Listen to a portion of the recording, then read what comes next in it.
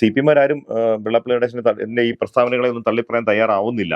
CPM-ന് വെള്ളാപ്പള്ളി ഒരു ബാധ്യതയായി മാറുകയല്ലേ ഈ വരുന്ന തെരഞ്ഞെടുപ്പിൽ? തീർച്ചയായിട്ടും അതാണ് CPM-ന് ഇപ്പോൾ ഈ ഉണ്ടായിരിക്കുന്ന ഈ ഐക്യം, അതായത് വെള്ളാപ്പള്ളി സുകുമാരൻ നായർ ചേർന്നുണ്ടായിരിക്കുന്ന ഈ ഐക്യം കോൺഗ്രസിനോട് കലഹിക്കുമ്പോൾ, അല്ലെങ്കിൽ പ്രതിപക്ഷ നേതാവിനോട് കലഹിക്കുമ്പോൾ അത് ഇടതുപക്ഷത്തിന് അനുകൂലമാകും. അങ്ങനെ കൂടെ ഇല്ല, ഇതൊന്നും ഒരിക്കലും ഇടതുപക്ഷത്തിന് അനുകൂലമാകുമെന്ന് ഞാൻ കരുതുന്നില്ല. ഈ ഐക്യം ഒരിക്കലും ഇടതുപക്ഷത്തിന് അനുകൂലമാകുമെന്ന് ഞാൻ കരുതുന്നില്ല. അതിന് വേറൊരു കാരണമുണ്ട്. അതായത് ഇപ്പം NSSൻ്റെ നായർ വോട്ടിൻ്റെ ബഹുഭൂരിപക്ഷം എന്ന് പറയുന്നത് അത് UDF-നും കോൺഗ്രസിനും പിന്നെ BJP-ക്കുമായിട്ട് പോകുന്നതാണ്. അതിനകത്ത് കൃത്യമായി പാർട്ടി അനുഭാവമുള്ളവരും പാർട്ടിക്കാരും മാത്രമാണ് CPM-ന് വോട്ട് ചെയ്യുന്നത്. അതുകൊണ്ടാണ് കഴിഞ്ഞ തെരഞ്ഞെടുപ്പ് സമയത്ത് വോട്ട് ചെയ്തിട്ട് സുകുമാരൻ നായർ ഇറങ്ങിയിട്ട് ഈ സർക്കാർ തോറ്റുപോകും എന്നുള്ള ലൈനിൽ പ്രസ്താവന നടത്തിയിട്ട് പോലും ഒരു പ്രതികരണവും അതിനകത്തുണ്ടാവാത്ത കാര്യം. അതിപ്പോൾ സുകുമാരൻ നായർ ഇപ്പോൾ പറഞ്ഞാലും അതിനകത്തൊരു പ്രതികരണം ഉണ്ടാകുമെന്ന് ഞാൻ കരുതുന്നില്ല. പക്ഷേ UDF-നെ സംബന്ധിച്ചിടത്തോളം അങ്ങനെയല്ല.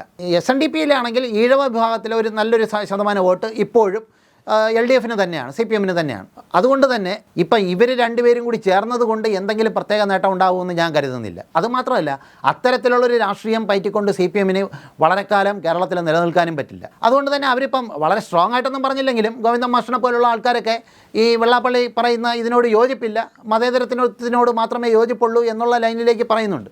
ഇതിൽ ആവേശം കൊണ്ട് ചില CPM-ൻ്റെ ചില നേതാക്കന്മാർ വേറെ തരത്തിലുള്ള പ്രസ്താവനകൾ നടത്തുന്നുണ്ട്.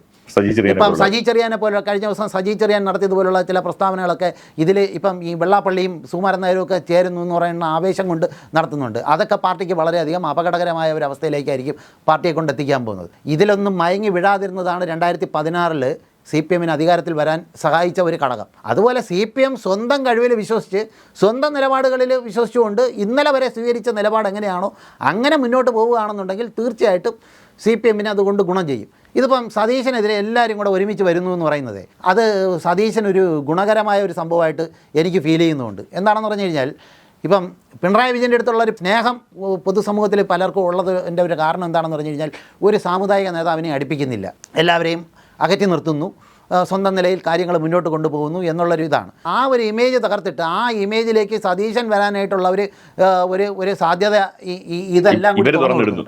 അപ്പോൾ ഇത്തരത്തിലുള്ള ആളുകളെല്ലാവരും കൂടി ചേർന്ന് ഒറ്റപ്പെടുത്തുന്ന ഒരാൾ, അയാൾ കുറച്ചുകൂടെ മാന്യനാണ് എന്നുള്ളൊരു ചിന്ത ഈ നിഷ്പക്ഷമായി നിൽക്കുന്ന ഒരു കൂട്ടരിൽ ഉണ്ടായാൽ അത് ഉണ്ടായിക്കൂടുന്നില്ല. മനസ്സിലായില്ല? അത് ഇവർക്ക് വലിയ ഗുണകരമാകുന്ന ഒരു സാധനവും. അതുകൊണ്ട് CPM ഇതൊക്കെ കണ്ട് കൂടുതൽ അതിലോട്ട് ഭ്രമിക്കാതിരിക്കുന്നതായിരിക്കും അവരെ സംബന്ധിച്ചിടത്തോളം. മൂന്നാമതൊരിക്കൽ കൂടി അധികാരത്തിൽ വരണം എന്ന് അവർ ആഗ്രഹിക്കുന്നുണ്ടെങ്കിൽ നല്ലത് എന്നാണ് എനിക്ക് പറയാനുള്ളത്.